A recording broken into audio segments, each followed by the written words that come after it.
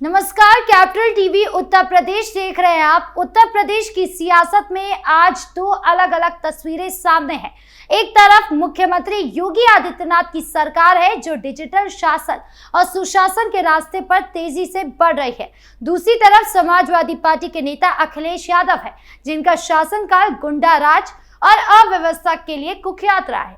योगी सरकार ने प्रधानमंत्री नरेंद्र मोदी की मिशन कर्मयोगी योजना को अपनाकर सरकारी कामकाज को पारदर्शी, तेज और जनता के लिए सुगम बनाने की दिशा में बड़े कदम उठाए हैं। खासकर समाज कल्याण विभाग ने इस दिशा में शानदार काम किया है, जहां 3900 से ज्यादा कर्मचारी IGOT कर्मयोगी पोर्टल पर जुड़ चुके हैं और 21,000 से ज्यादा ऑनलाइन कोर्स पूरे कर 15,000 लगभग घंटे प्रशिक्षण ले चुके हैं। इसका सीधा लाभ जनता को तेज और पारदर्शी सेवाओं के रूप में मिल रहा है। लेकिन अखिलेश यादव की सपा सरकार का रिकॉर्ड इसके सामने बौना नजर आता है, जहां भ्रष्टाचार, परिवारवाद और सांप्रदायिक तनाव आम थे।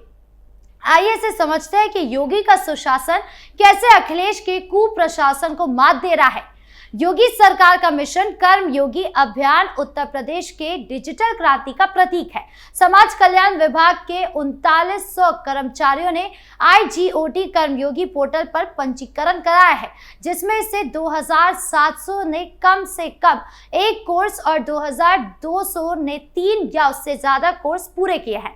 ये कोर्स सिर्फ कागजी नहीं है, बल्कि इनमें आधुनिक तकनीक, पारदर्शिता और जवाबदेही जैसे विषय शामिल हैं। उदाहरण के लिए GEM पर खरीद प्रक्रिया, राष्ट्रीय शिक्षा नीति 2020, आर्टिफिशियल इंटेलिजेंस की बुनियाद और सूचना का अधिकार कानून जैसे कोर्स कर्मचारियों को कुशल और जिम्मेदार बना रहे हैं। इसके अलावा योगा ब्रेक एक्ट वर्कप्लेस तनाव कम करने में मदद करता है और पॉश एक्ट 2013 कार्यस्थल पर महिला की सुरक्षा को मजबूत करता है। ये सारे प्रयास दिखाते हैं कि योगी सरकार का विजन सिर्फ बातों तक सीमित नहीं है, बल्कि जमीन पर बदलाव ला रहा है। समाज कल्याण राज्य मंत्री असीम अरुण ने कहा कि मिशन कर्मयोगी PM मोदी और CM योगी की साझा सोच है, जिसका लक्ष्य सरकार सेवाओं को पारदर्शी और प्रभावी बनाना है। इस अभियान से योजना अब रिश्वत या देरी से सीधे जनता तक पहुंचेगी, जो योगी के सुशासन का आधार है। इसके उलट अखिलेश यादव का 2012 से 2017 का शासनकाल अव्यवस्था और भ्रष्टाचार का पर्याय था। उस समय उत्तर प्रदेश में कानून व्यवस्था की स्थिति इतनी खराब थी कि बरेली, संभल जैसे शहरों में सांप्रदायिक दंगे आम थे। तौकीर रजा जैसे नेताओं को सपा पर संरक्षण मिलने के आरोप लगते थे और आजम खान जैसे नेताओं के विवादित बयान सांप्रदायिक तनाव को बढ़ाते थे। अखिलेश ने लैपटॉप बांटने और बेरोजगारी भत्ता जैसे लोक लुभावन वादे किए, लेकिन ये ज्यादातर कागजी साबित हुए। लैपटॉप योजना भ्रष्टाचार की भेंट चढ़ी और बेरोजगारी भत्ता कुछ चुनिंदा लोगों तक ही पहुंचा। समाज कल्याण विभाग जो गरीबों और जरूरतमंदों के लिए बना है, सपा के समय में भ्रष्टाचार का अड्डा बन गया था। योजनाओं का पैसा बिचौलियों की जेब में जाता था और आम जनता को लाभ के लिए दफ्तरों के चक्कर काटने पड़ते थे। डिजिटल शासन की बात तो दूर, अखिलेश के समय में बिजली, पानी और सड़कों जैसी बुनियादी सुविधाएं तक नहीं थी। हाल ही में सपा सांसद वीरेंद्र सिंह ने 2027 के यूपी चुनाव के लिए हर घर सरकारी नौकरी का वादा किया, जो बिहार में तेजस्वी यादव के नारे से प्रेरित है। लेकिन सपा का इतिहास देखें तो ऐसे वादे सिर्फ चुनावी जुमले साबित होते हैं। यही बात CM योगी ने भी दोहराया। सुनिए क्या कुछ कह रहे हैं CM योगी। और जब 1 डिस्ट्रिक्ट 1 प्रोडक्ट की योजना हमने लागू की, तो मैंने कहा कि गोरखपुर में औरंगाबाद का टेराकोटा को जोड़ लो, थोड़ा प्रजापति समुदाय के लोगों को इसी बहाने सम्मान मिल जाए।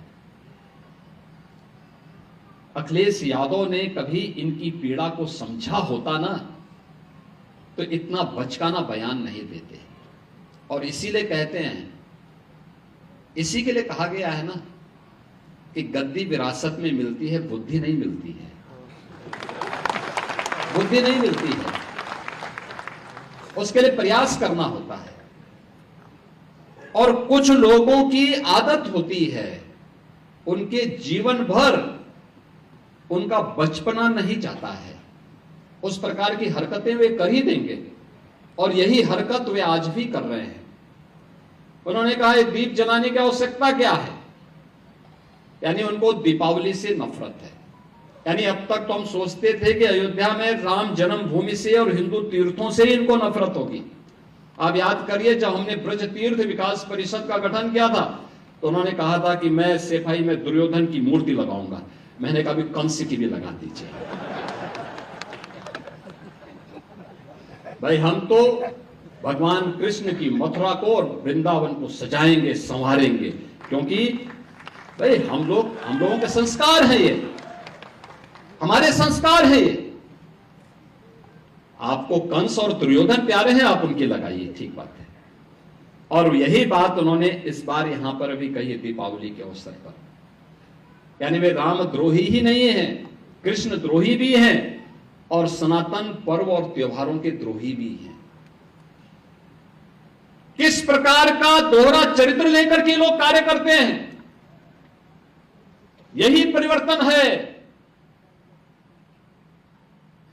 कांग्रेस श्री राम को नकारती थी, श्री कृष्ण को नकारती थी।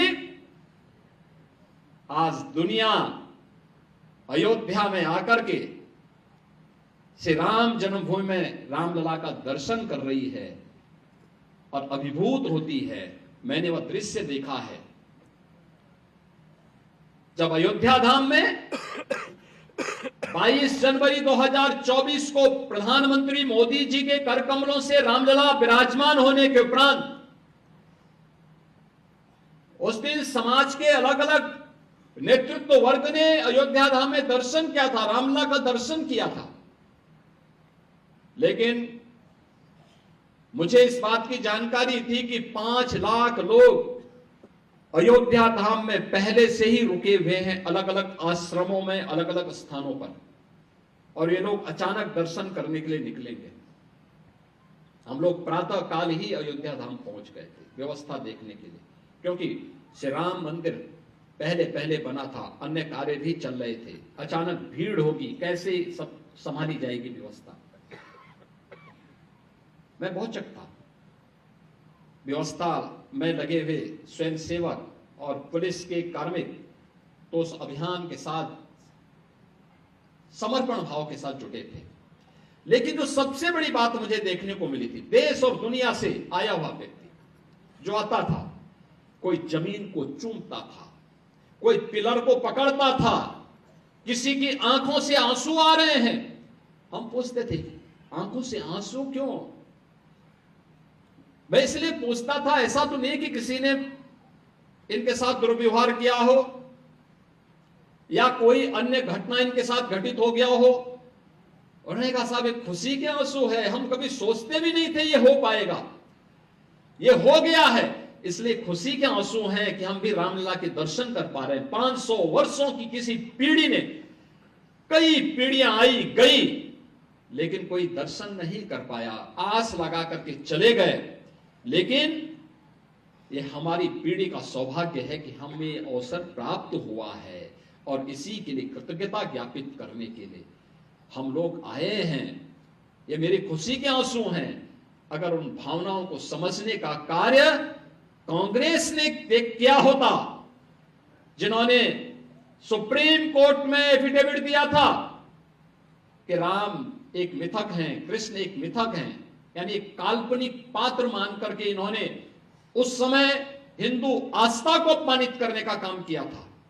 और समाजवादी पार्टी तो अपनी कृत्यों के लिए जीवन में कभी भी कोई भी श्री राम भक्त उसे माफ नहीं कर सकता। किस निर्ममता के साथ राम भक्तों पर गोलियां चलाई गई थी।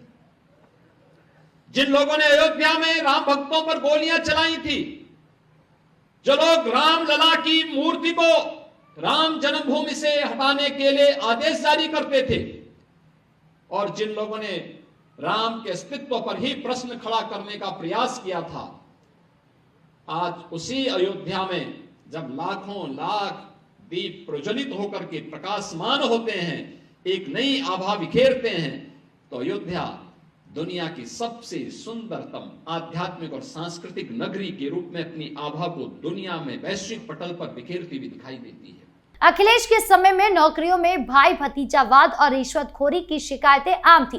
दूसरी तरफ योगी सरकार ने ठोस कदम उठाए हैं। मिशन कर्मयोगी के तहत कर्मचारियों को डिजिटल प्रशिक्षण देना इसका सबूत है। समाज कल्याण विभाग के कर्मचारियों ने 21,150 कोर्स पूरे किए हैं, जिससे योजनाएं तेजी से जनता तक पहुंच रही है। योगी सरकार ने बुलडोजर नीति से अपराधियों पर नकेल कसी और डिजिटल शासन से प्रशासन को पारदर्शी बनाया है। अखिलेश के समय में अपराधी खुलेआम घूमते थे और पुलिस मूर्ख दर्शक बनी रहती थी। बस्ती में आजम खान की होर्डिंग पर कालिक पोतने की घटना पर योगी सरकार ने तुरंत कार्रवाई की, जबकि सपा के समय में ऐसी घटनाएं अनदेखी होती थी। योगी सरकार की कानून व्यवस्था नीति भी अखिलेश के कुप्रशासन को मात देती है।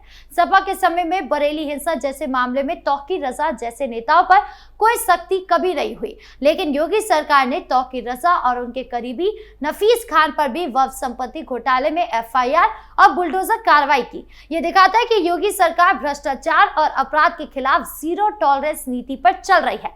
सपा की पीडीए नीति को अक्सर वोट बैंक की सियासत कहा जाता है, लेकिन योगी ने सभी वर्गों के लिए काम किया है। पेंशन, छात्रवृत्ति और कल्याणकारी योजनाएं अब डिजिटल प्लेटफॉर्म के जरिए सीधे लाभार्थियों तक पहुंच रही है। अखिलेश के समय में योजनाओं का पैसा लीक हो जाता था और डिजिटल शासन का कोई ढांचा नहीं था। 2027 का विधानसभा चुनाव नजदीक है। जनता के सामने दो रास्ते हैं। एक तरफ योगी का सुशासन जो डिजिटल दक्षता, पारदर्शिता और कानून व्यवस्था पर जोर देता है।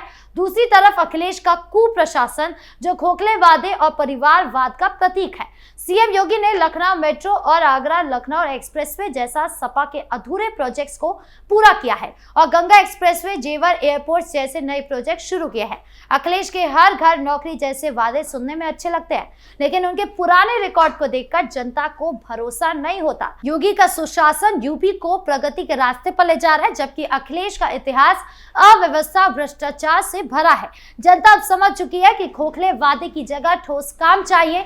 योगी का डिजिटल शासन और मिशन कर्मयोगी न सिर्फ अखिलेश के कुप्रशासन को मात दे रहा है, बल्कि उत्तर प्रदेश को देश का अग्रणी राज्य बनाने की ओर बढ़ रहा है। आपकी इस पूरे मामले को लेकर क्या राय है, कमेंट बॉक्स में जरूर बताएं। धन्यवाद।